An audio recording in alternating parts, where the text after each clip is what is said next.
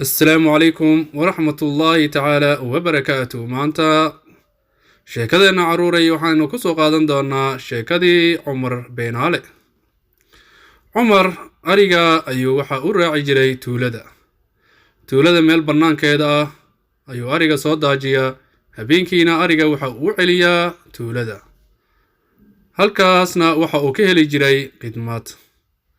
maalin maalmaha ka mid ah ayaa waxaa dhacday Cumar oo arigii la joogo, qalbigiisa waxaa ku soo dhahay in uu dadka been u sheego si uu arko sida ay u soo kala ordayaan iyo sida ay u imaanayaan. waxa uu yiraahday sidee been ugu sheegi kartaa?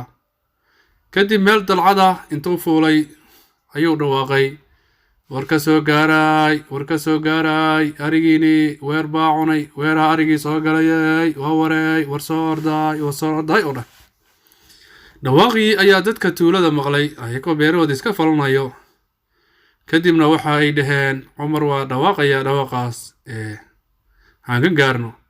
markay u imaadeenna waxa uu yiraahday weerkii markuu idin arkay uu cararay asoo qoslayo. dadkii markii ay wax meel ka safiiriyeen ay waxay ogaadeen in uu been u sheegayay.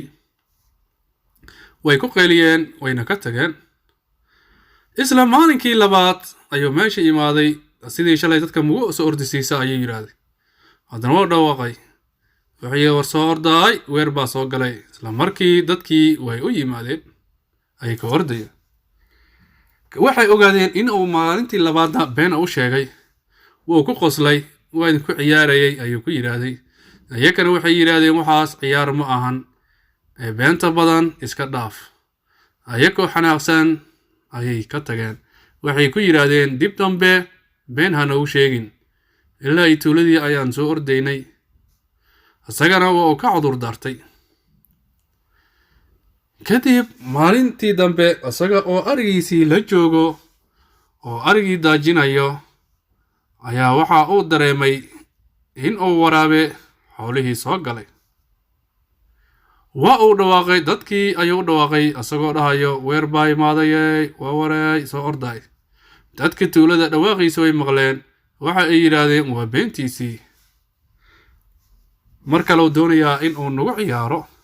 howshoodii ayayna galeen. markii ay dadkii u imaan waayeen oo dhawaaqii sii u badiyay ayuu naftiisii la cararay. waxa uuna fuulay geed asagoo intaas aan dhawaaqigii aan joojinaynin. waraabihiina xoolihii ayuu soo galay, mid uu dilo iyo mid uu buriyo ayuu ka dhigay. asagana geedka ayuu saarnaa, cidina uma aysan imaanin. cabsi awgeed geedkii waa uu ka soo degi waayey. markii qorraxda sii dhacaysay ayaa dadkii waxa ay yiraahdeen, xoolaha saaca ninkaas waa uu soo celin jiray, malaha maanta dhawaaqiisii ayaa run ahayd. haddii u imaadeenna waxay u yimaadeen xoolihii uu weer dhameeyey. asagana uu saaran yahay geed oo ku calacalayo, waa idin wacay, waa i maqli weyseen. kadib geedka ayay ka soo dejiyeen, sidii wax u dhacay ayayna wareysteen. waxa ay ku yiraahdeen, beentaadii hore ayaa runtaadii u baasbaxday. wixii aa ciyaar ka dhiganaysay ma aragtay dhibka ay leedahay.